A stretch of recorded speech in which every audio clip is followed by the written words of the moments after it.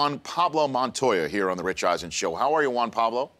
Good, I'm doing good. I'm sorry my voice is a little, from all that screaming, I lost my voice. So when you screamed to winning the race, that's where you lost your voice?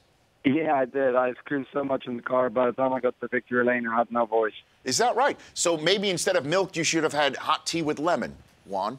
Something, I think. Yeah, but it was worth it. It was well worth it, all the screaming. Yeah, I bet. So what does this mean? You won your first race as a rookie at age 24, and now the checkered flag in Indianapolis at age 39. What does this mean for you, Juan Pablo?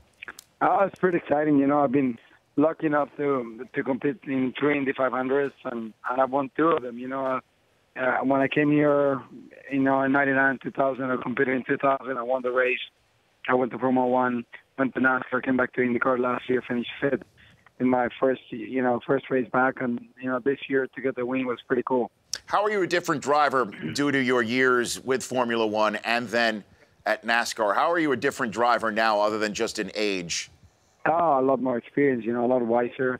You always learn to do better moves. You understand the race better, understand more what you need to win the races and close the races. So it's pretty cool. What are you thinking in the final laps of the race? And by that I mean this. You had Scott Dixon to deal with, and you also had a teammate in Will Power also to deal with. What were you thinking as you're going around the track, knowing you have a chance to win this thing?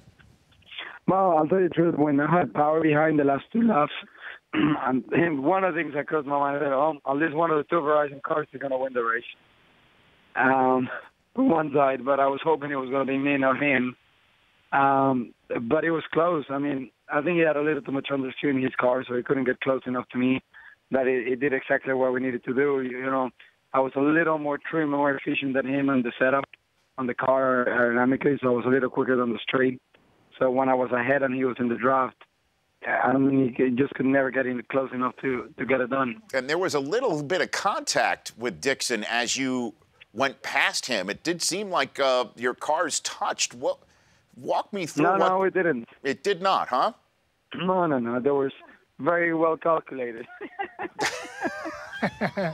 I get it. Okay. So what did happen as you were passing Scott Dixon?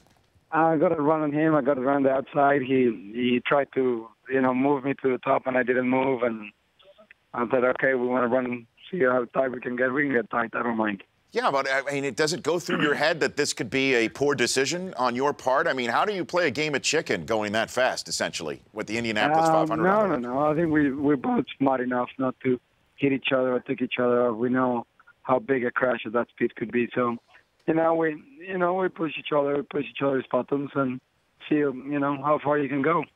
I'm with Juan Pablo Montoya, the champion of this year's Indianapolis 500, joining me here on the Rich Eisen Show. When you got hit from behind, had to pit, and then you're 30th now in this race, what was that moment for you like? I said, okay, this is going to be a long day.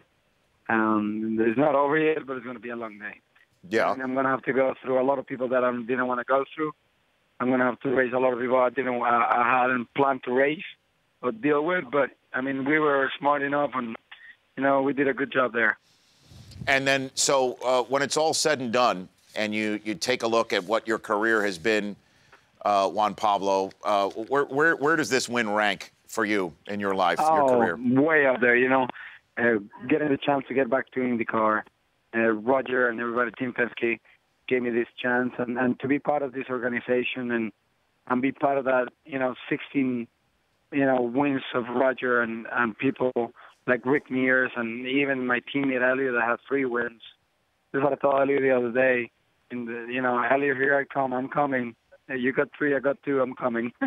And how does the milk taste? Was it skim, 2%? 1%? It was 2%. I'm a 2% guy. You're a 2% guy. Do you request it? Do you say, I don't want skim? They ask us. No, they ask us what I want. I want a chocolate milk. But they're not a big believers of chocolate milk. Yeah. So they just gave me 2%.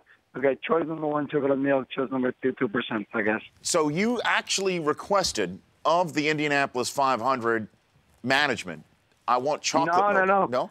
Yeah, they ask all the drivers. They send email. They send an email asking what milk you want, and we reply. And did you want a milk box, or you just went, you have to go with the glass, right? That's got to happen. Oh, no, that's tradition. Yeah. I mean, that's like, you know what I mean? That's just what you dream of. You know what I mean? It's the more you do it, the more you come to Indy, the more you understand what, you know, the Indy 500 is all about. It's part of the culture, and you got to drink it. Okay, last question, Juan Pablo. Would it have been a chocolate milk powder mix, or would you have gone syrup? What'd you want? Nah, I don't know. I would have taken anything. You're just a win. Hey, thank you for joining me. I appreciate it. Good luck to you, and we'll chat down the line. All right, thank you very much. You bet. That's Juan Pablo Montoya. The Rich Eisen Show, weekdays at noon Eastern. On Audience.